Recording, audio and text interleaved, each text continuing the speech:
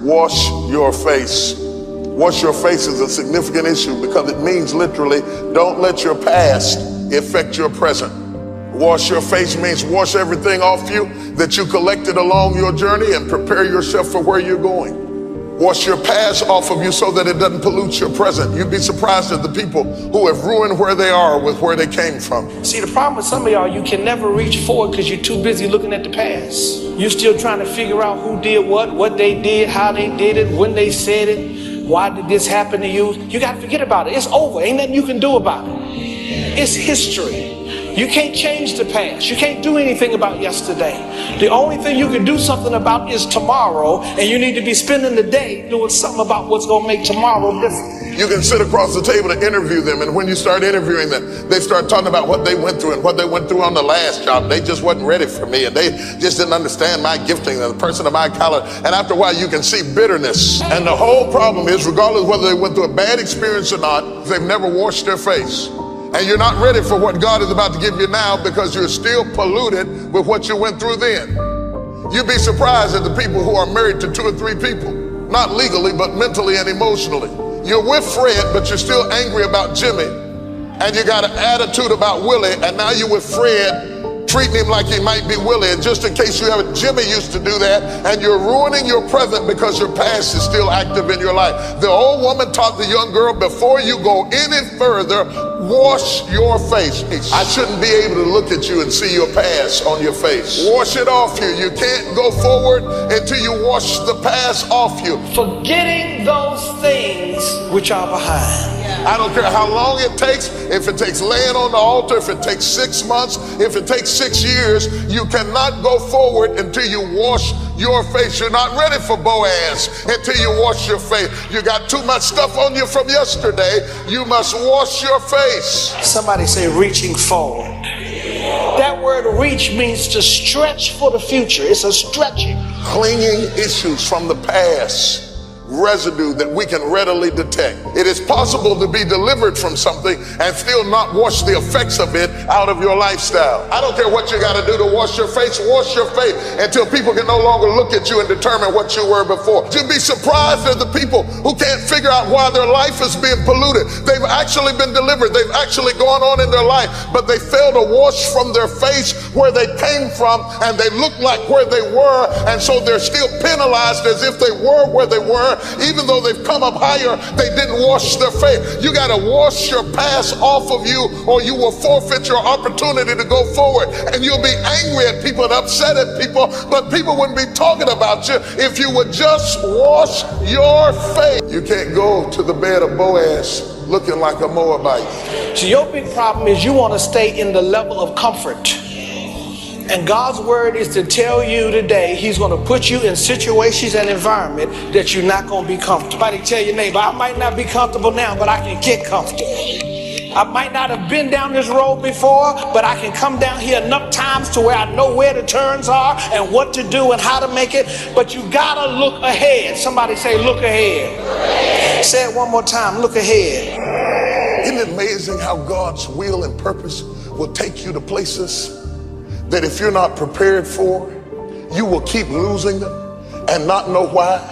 Because nobody has the nerve to look you in the eye and tell you face to face, you need to wash your face. Education doesn't fix this. You can go to the university and have more degrees than a thermometer and still talk like a hook. You had the academics, you had the intellect, you had the ability, you had the school loan, you had the tenacity, you did everything. You got the degree. You're in the upper echelon. You're moving amongst certain people of influence and affluence, but you're not able to handle it because you never wash your face. You might as well be in the back of a trailer over in the project somewhere, spitting watermelon seeds over your grandmama's back porch, because for all of your training and education, you never did wash your face and prepare yourself for where you are now, and you're trying to change the whole system to fit you when you have to fit the situation. Everything's not going to change for you.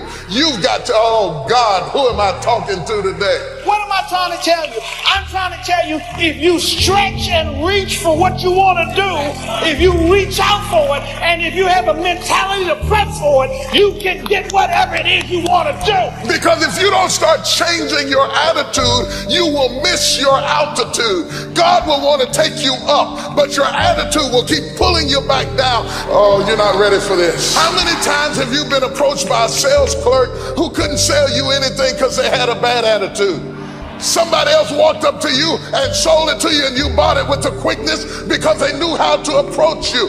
Don't think that it's all about the product. It's about the personality too. If you got a personality, God will bless you.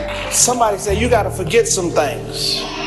And sometimes it means you got to forget some people. A person who can forgive nothing is a person who's totally destroyed psychologically and emotionally. Yes, that's the story of two monks on a pilgrimage, and they come across, in a village, they come across a young 17-year-old girl with a long kimono trying to cross a very muddy road, but she's not daring to step into the mud. So one monk picks her up, carries her across the road through the mud, puts her down, and so the monks walk on in silence for another 4 or 5 hours, just practicing noble silence. And then after 4 or 5 hours, they're getting close to their destination. One monk says to the monk who had picked up the girl, "Oh, you know, we shouldn't have done that because we monks are not supposed even to touch women. So you shouldn't have picked up that girl. You're not supposed to do that." And the other monk says, "Oh, are you still carrying that girl? I put her down hours ago." So the other monk was still carrying the girl, the event, in his head. 4 hours later. And for 4 hours, he was walking with this burden. Yes, right. And that shows the reluctance of the human mind to let go of the past. Forgive any relationship that you ever had that didn't work out. Now this is hard because it's so personal and it's so painful. If you then forgive every previous relationship, you accept that you were at least partially responsible for getting into the relationship. You were definitely responsible for staying in the relationship. You just say, I am responsible, I am responsible, I am responsible. I bless them and let them go. And just let it go. Because in letting them go, you set yourself free. By not letting them go, you're keeping yourself in prison, in an emotional prison. Forgiveness is giving up the hope that the past could be any different. I think for myself, and I know many of you, you think forgiving means accepting what has happened to you. Well, it is accepting that it has happened to you. Not accepting that it was okay for it to happen. It is accepting that it has happened, and now what do I do about it?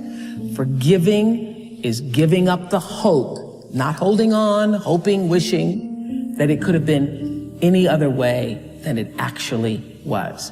Giving up the hope that the past could be any different.